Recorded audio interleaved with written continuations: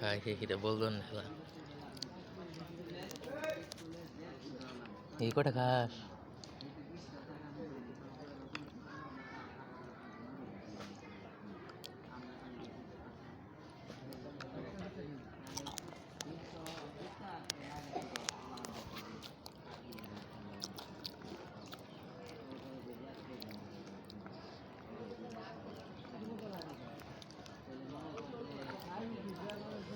দূরে যান খাস না